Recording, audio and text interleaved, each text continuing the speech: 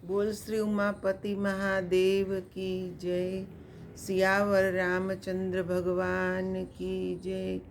कृष्ण कन्हैया लाल की जय।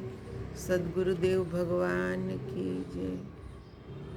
आत्मिक बंधुओं एवं आदरणीय माता बहनों, भगवत भक्तों, आज बहुत दिन के बाद फिर मैं आपके सामने शिव महापुराण से 9वां अध्याय सुनाने जा रही हूँ। आप सोच रहे होंगे कि इतने दिन क्यों लग गए, क्योंकि थोड़े दिन के लिए मैं ध्यान साधना में थी और उस समय मौन का पालन करना जरूरी था। वैसे ध्यान साधना में भी बहुत अच्छे अनुभव रहे।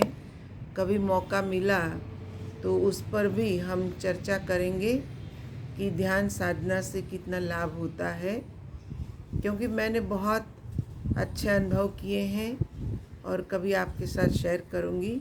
लेकिन हम शिव महापुराण सुन रहे हैं तो मेरी यही अभिलाषा है कि शुद्ध जो शिव महापुराण में बातें लिखी हैं उसी को हम सुने, उसी को समझें, क्योंकि वो डायरेक्ट संत महापुरुषों की, महर्षियों की वाणी है। तो हम उन्हीं वाणी का कहते कि चिंतन करें, उनका श्रवण करें, चिंतन करें, मनन करें, जिससे हमारा लाभ हो। ओम नमः शिवाय। 9वां अध्याय है। ब्रह्मा जी बोले, हे नारद, भगवान सदाशिव की आज्ञा पाकर विष्णु भी कुछ देर पश्चात अंतर ध्यान हो गए और उन्होंने संपूर्ण लोक का ब्रह्मांड से पृथक कर दिया। अस्तु, उन्हीं सदाशिव की कृपा से शक्ति को प्राप्त कर मैंने ब्रह्मांड अर्थात सर्वोत्तम सृष्टि को उत्पन्न किया। अब मैं तुमसे जीवों की उत्पत्ति का वर्णन करता हूँ कि वे प्रकृति और पुरुष द्वारा किस प्रकार उत्पन्न होते हैं। जब भगवान सदाशिव तथा उनकी परम शक्ति प्रकृति ने इच्छा की तो उनकी इच्छा द्वारा सर्वप्रथम बुद्धि की उत्पत्ति हुई।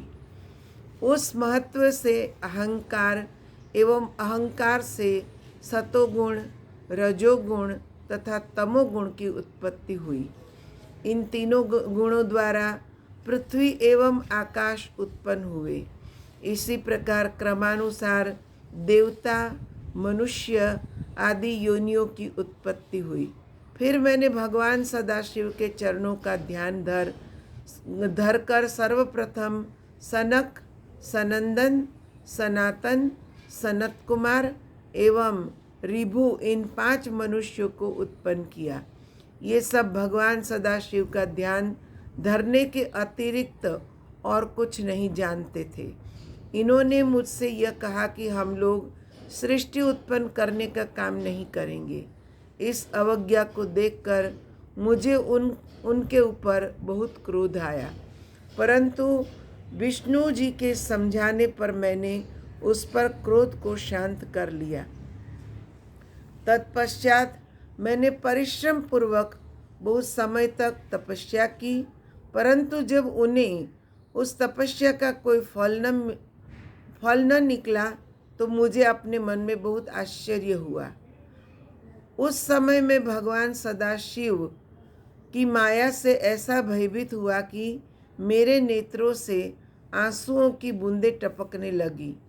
इसी समय भगवान सदाशिव ने दयालु होकर मुझे सद्बुद्धि प्रदान की, जिससे मेरे हृदय में यह इच्छा उत्पन्न हुई कि यदि भगवान त्रिशूलपाणि ही मेरे पुत्र होकर जन्म ले तो संपूर्ण कार्य स्वयं ही सिद्ध हो जाएंगे। इस बात को मन में रखकर मैं फिर बहुत समय तक योग समाधि में लीन हो गया। मेरी उस तपस्या से भगवान सदाशिव अत्यंत प्रसन्न हुए और सृष्टि की वृद्धि करने के लिए उन्होंने मेरी भौं के निचले भाग से अवतार ग्रहण किया। उन्होंने अपने उस अवतारी शरीर में वे चिन्ह प्रकट कर दिए जिन्हें मैंने सर्वप्रथम विष्णु जी के साथ उनका दर्शन प्राप्त करते समय देखा था। इस प्रकार उन्होंने मेरी सहायता करने हेतु अवतार ग्रहण किया। अस्तु यहीं पर 9वां अध्याय समाप्त होता है। आप लोग इस अध्याय पर जरूर चिंतन करें।